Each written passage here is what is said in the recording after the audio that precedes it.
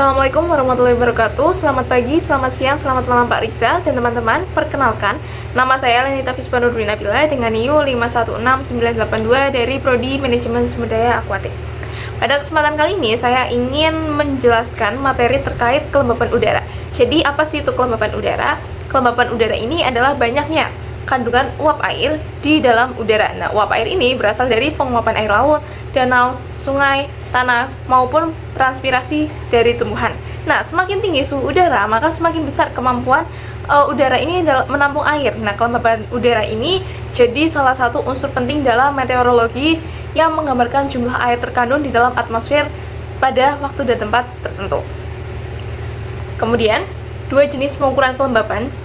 ada tiga jenis pengukuran kelembaban. Pertama ini adalah kelembaban absolut, yang mana menunjukkan jumlah uap air dalam gram per satuan volume atau persatuan volume udara atau gram per meter kubik.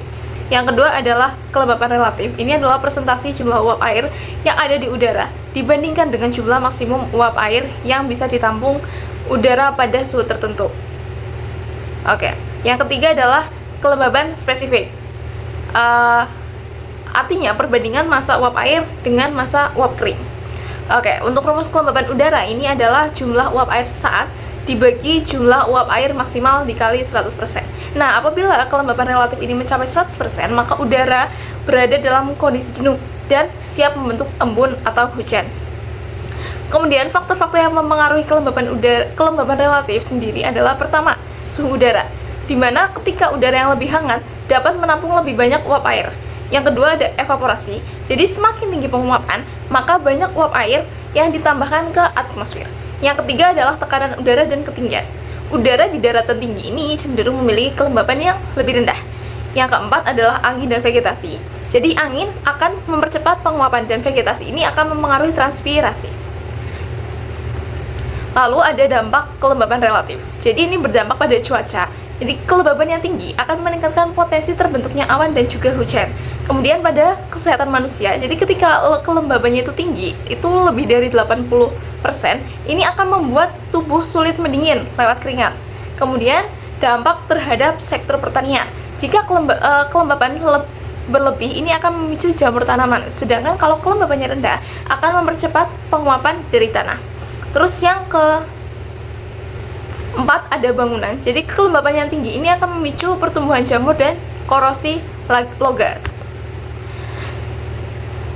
Oke, ini disajikan gambar tentang kelembaban udara pada periode Januari sampai Februari tahun 2014. Nah, di warna ungu biru ini artinya kelembabannya itu tinggi, mungkin sekitar 80-100%. Kemudian warna hijau sampai kuning artinya kelembabannya ini sedang atau 60-80%. Dan yang warna orange sampai merah ini kelembabannya rendah, itu sekitar 40-60%. Oke, kelihatan di sebelah barat Indonesia atau bagian Sumatera, Kalimantan dan sebagian Jawa ini didominasi oleh warna hijau sampai biru, artinya kelembabannya ini relatif tinggi, sekitar 70-90%. Kemudian di bagian tengah ini ada di daerah Sulawesi dan sebagian Maluku, ini ada bercak warna biru tua sampai ungu, artinya kelembabannya ini sangat tinggi, mendekati atau di atas 90%. Bagian timur atau Papua, ini kelihatan kombinasi antara biru ungu di beberapa wilayah, artinya kelembabannya ini juga tinggi dan sesuai karakter musim hujan di awal tahun. Nah, pada bulan Januari ini itu diindikasikan sebagai musim puncak hujan di Indonesia bagian barat. Jadi wajar aja jika kelembaban udaranya ini sangat tinggi karena curah hujan maksimum terjadi di periode ini.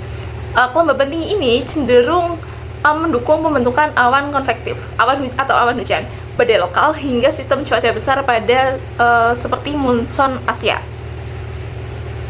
Nah, distribusi warna yang ada pada gambar ini menunjukkan Indonesia pada periode yang didominasi oleh kelembaban relatif tinggi atau lebih dari 70%, sehingga kondisi atmosfernya ini sangat basah dan mendukung terjadinya hujan hampir di seluruh wilayah.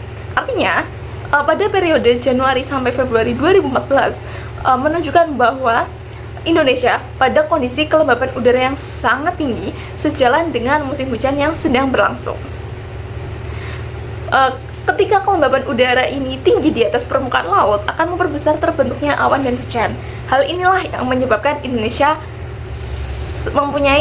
memiliki curah hujan yang tinggi. Nah, perbedaan kelembaban antara laut dan daratan ini juga akan mempengaruhi terbentuknya angin laut, angin darat, angin monsun hingga peristiwa besar seperti El Nino dan El Nino. Terus kemudian ini adalah grafik hubungan antara suhu udara dan juga kelembaban relatif. Jadi untuk sumbu X sendiri atau horizontal ini merupakan suhu udara dimulai dari 0 sampai 40 derajat Celcius. Kemudian pada sumbu Y ini adalah kelembaban relatif dalam persen. Kemudian pada kurva biru ini kelihatan bahwa semakin tinggi suhu udara, kelembaban relatifnya ini akan menurun drastis. Misalnya pada suhu rendah dari 0 sampai 5 derajat Celcius, kelembaban relatifnya ini bisa di atas 100%. Artinya ketika udara jenuh dan cenderung membentuk embun atau hujan. Kemudian suhu naik ke 20 sampai 25 derajat, kelembabannya ini akan turun sampai 50%. Dan pada suhu 35 sampai 40, kelembabannya ini bisa turun hingga mendekati 10 sampai 20%. Kemudian ada garis putus-putus. Ini 100% jenuh, artinya menunjukkan batas kejenuhan udara. Kalau misalnya kelembaban relatifnya lebih dari 100%, udaranya ini tidak bisa lagi menampung tekanan uap air dan biasanya terjadi hujan. Nah, makna dari grafik ini adalah memperlihatkan bahwa suhu sangat mempengaruhi kelembaban relatif. Jadi semakin hangat udara, kapasitas menampung air itu semakin besar. Tetapi jika kandungan air tetap sama, nilai kelembabannya relatif turun. Sebaliknya, pada suhu rendah, udara cepat jenuh sehingga kelembaban relatif tinggi dan bisa mengakibatkan hujan. Oke. Sekian materi yang bisa saya sampaikan. Saya mohon maaf bila ada kesalahan kata. Terima kasih. Wassalamualaikum warahmatullahi wabarakatuh.